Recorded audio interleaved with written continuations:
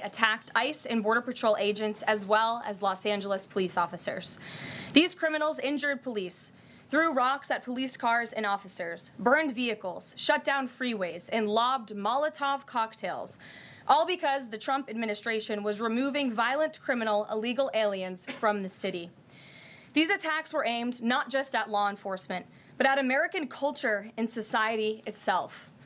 Rioters burned American flags, chanted "Death to ICE," and spray-painted anti-American slogans on buildings.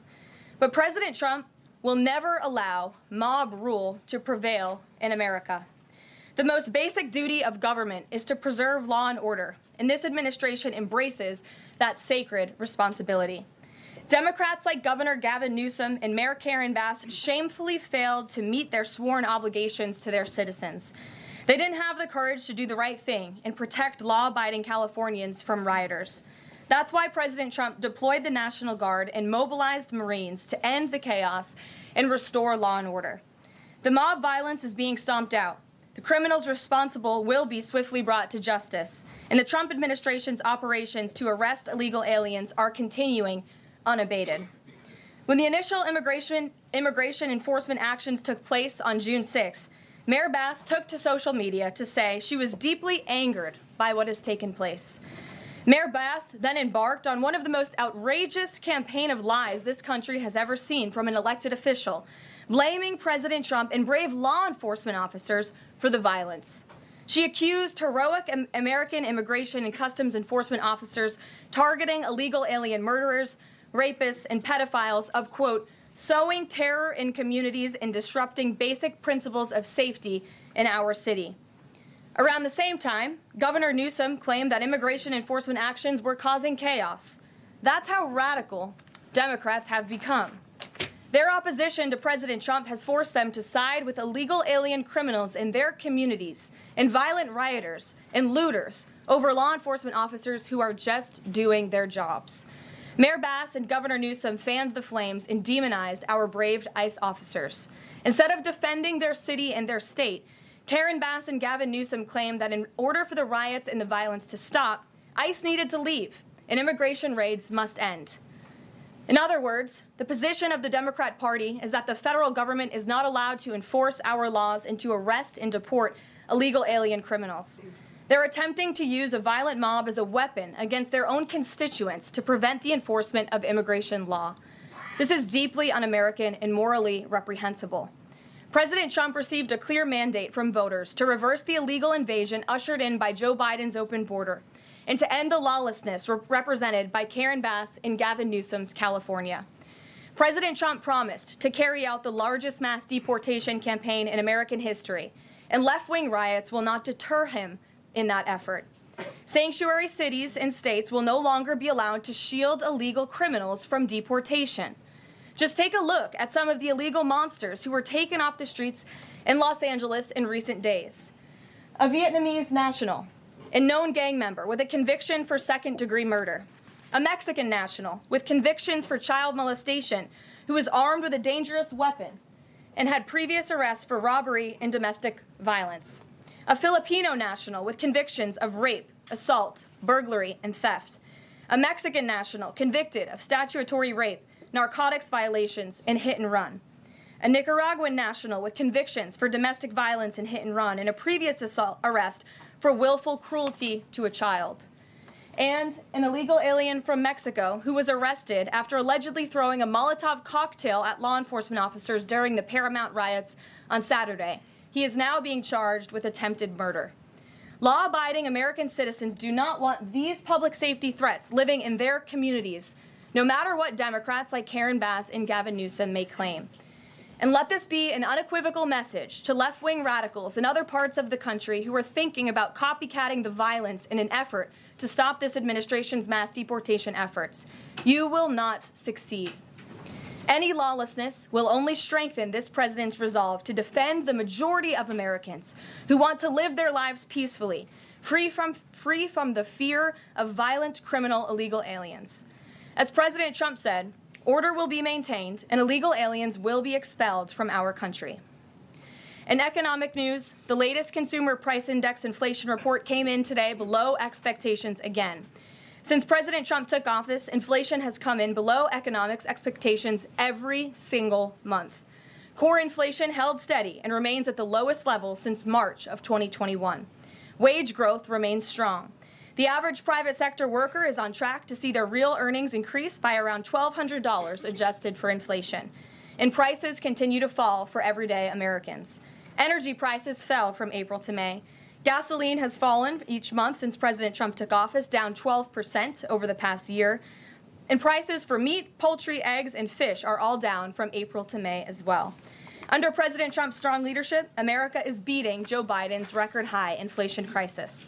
And once the One Big Beautiful Bill passes, our economy will boom like never before. This bill is the largest tax cut for middle-class Americans in history. The One Big Beautiful Bill gives a 15% tax cut to working Americans and families. We'll see increased take-home pay of $10,000 per year. The One Big Beautiful Bill expands the child tax credit to $2,500 for more than 40 million American families with children. And the One Big Beautiful Bill cuts taxes for overtime workers, saving them nearly $2,000 per year, and ends taxes on tips, saving tipped workers nearly $2,000 per year as well. All of these provisions are broadly popular with an overwhelming support from the American people.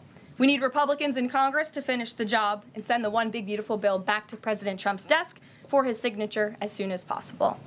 With that, we'll get to questions. I'm sure you have many of them today. Here in our new media seat is Elizabeth Mitchell, the White House correspondent for the Daily Signal, who's not afforded a seat in this room, but today she is. Thank you, Elizabeth. Thank you so much, Karoline. I have two questions, if it's okay.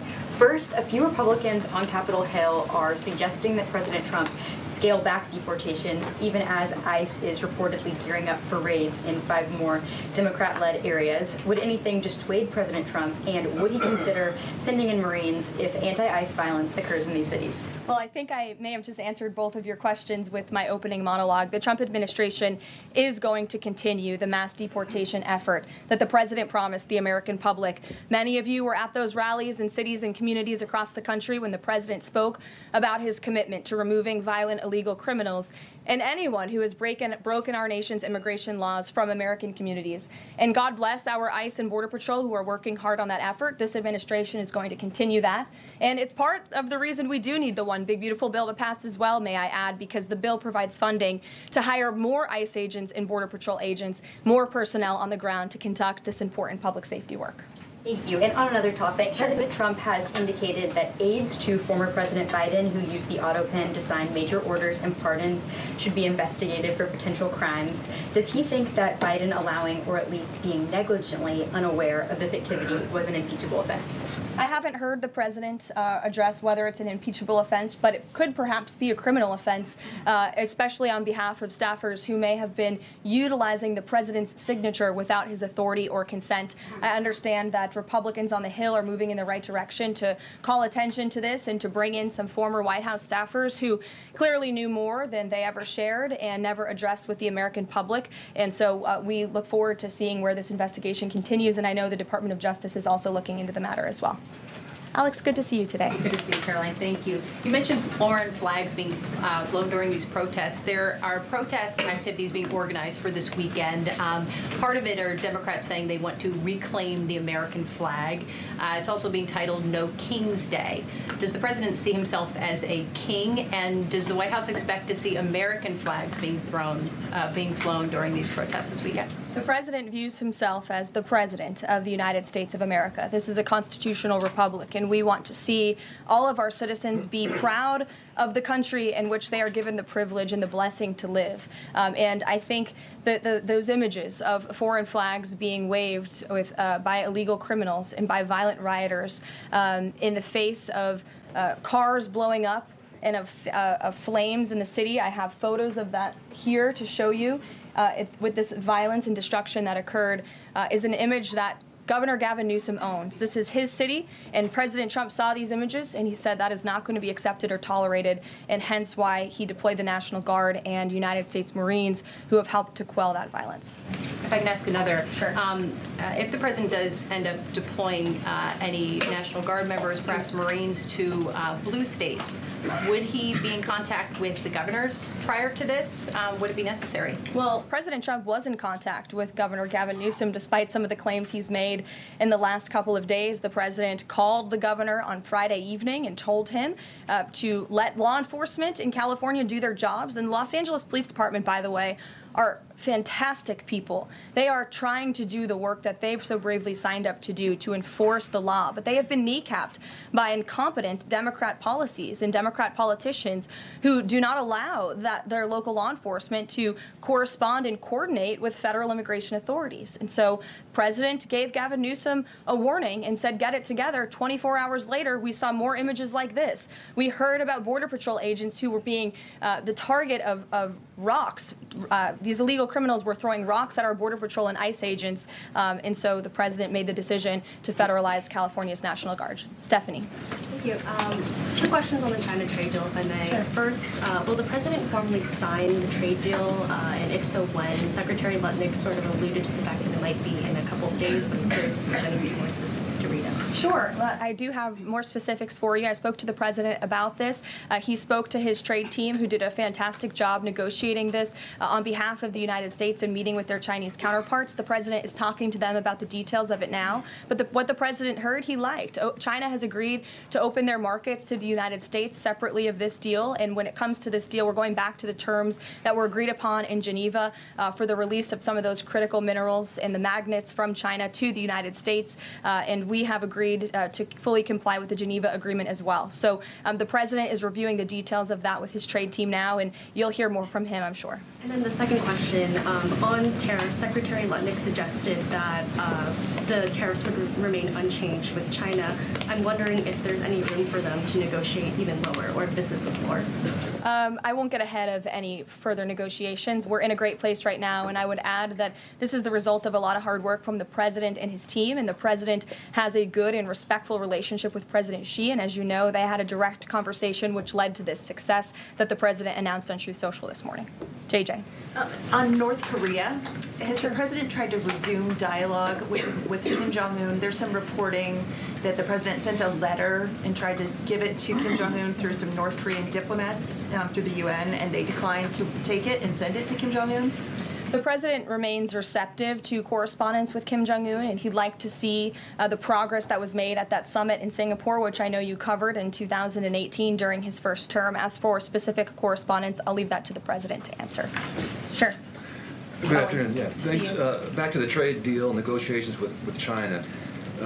Jimmy Lai, as you know, is a pro-democracy advocate, Catholic, sitting in solitary confinement in Hong Kong as we speak. His family believes he may be close to death. Did his name come up, Jimmy Lai's name come up in these negotiations with China? Not to my knowledge. I understand the negotiations were very much focused on our trade and economic relationship with China. Does the president believe he can free Jimmy Lai from prison? I'll check with the president. It's certainly an important issue, and I'll get back to you. Thanks, Caroline. The president said yesterday that paid insurrectionists were behind or involved in the protests in Los Angeles.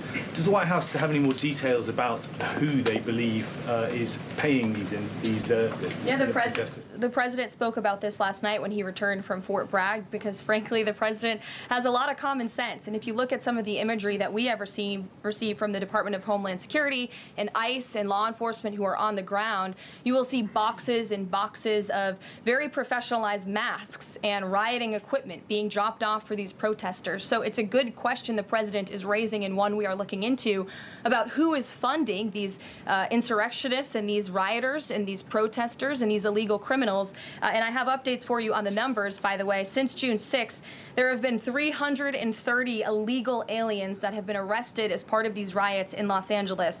113 of those illegal aliens had prior criminal convictions. And overall, and this includes arrests of American citizens, there's been 157 people arrested for assault and obstruction-related charges, including the attempted murder of a police officer with a Molotov cocktail. So who is funding these illegal aliens who are coming in with this very professional riot gear? It's a question everyone in this room who cares about truth should be asking. And we encourage your help in trying to get to the bottom of that question. Indira. Thank you, Karoline. About Elon Musk, he issued an apology this morning. Has the president accepted the apology, or does he think it's too little, too late?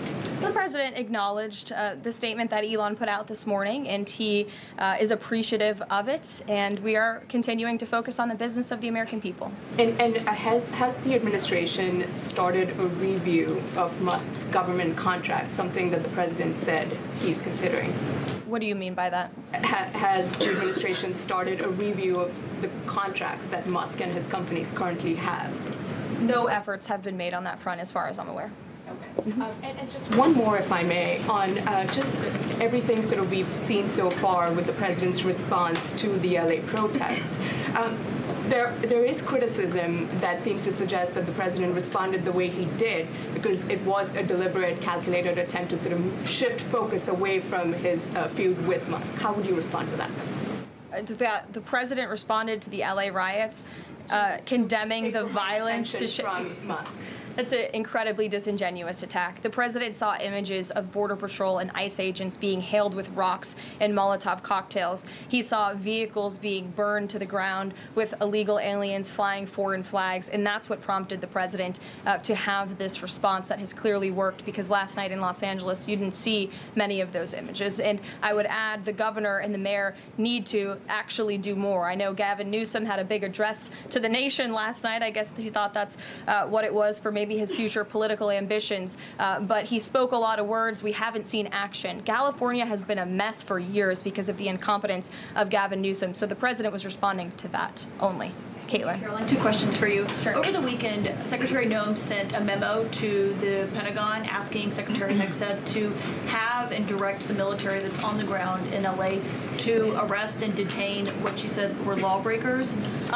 Is the president okay with that? And under what authority would the members of the military be able to arrest people inside the United States? I can't speak for a letter that came from the Department of Homeland Security. I can't speak for the president and what's currently happening on the ground now. And as you know, the president federalized the National Guard under U.S. Code 10, which he has the authority to do.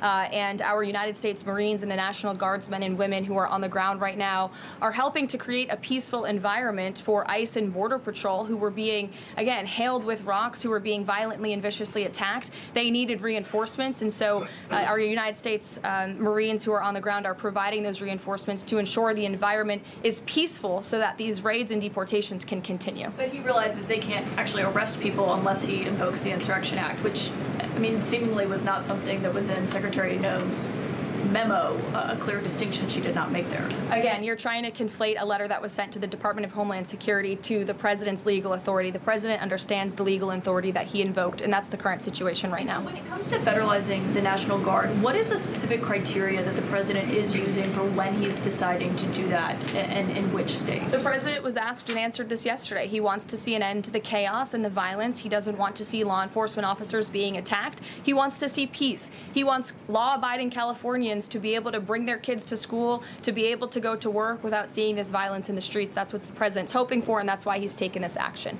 John. Thanks a lot, Caroline. Two questions on two separate topics. One has to do with the military parade taking place here in Washington this weekend. There's a lot of security around the White House complex, around the Capitol complex, even along the tidal basin. Is that just proactive? Are you expecting anything in particular in terms of unrest like we've seen in Los Angeles? These are proactive security measures to protect those marching in the parade, many of whom will be veterans and our brave men and women in uniform and Gold Star families. There's going to be military families from around the country who are flying into this parade. And of course, it's to protect the spectators who will be enjoying this incredibly patriotic show on Saturday. And I hope you all join us there. And then secondly, Secretary Pete Hegseth testified on the Senate side of the Capitol today. Yes. And he was asked about America's the administration's view of Vladimir Putin's intentions, and specifically it was asked whether or not his intentions go beyond, his territorial ambitions go beyond Ukraine. When that question was posed to the chairman of the Joint Chiefs of Staff, General Kane replied that he does believe that his territorial ambitions go beyond Ukraine, but Secretary Hegseth says it's not clear at this point. How does the president view this issue? The president has spoken on this. He said, as he calls it, he believes Ukraine was always the apple of Putin's eye. And he made it very clear to Putin in his first term not to invade Ukraine. Putin didn't invade Ukraine because of President Trump's peace through strength foreign policy agenda and the effective deterrence policies that he implemented in the first term. Unfortunately, because of the weakness and incompetence of the previous administration, Vladimir Putin made the decision to invade Ukraine. And now we have this brutal war, which the president is working very hard to end. Jasmine. Thanks so much, Caroline.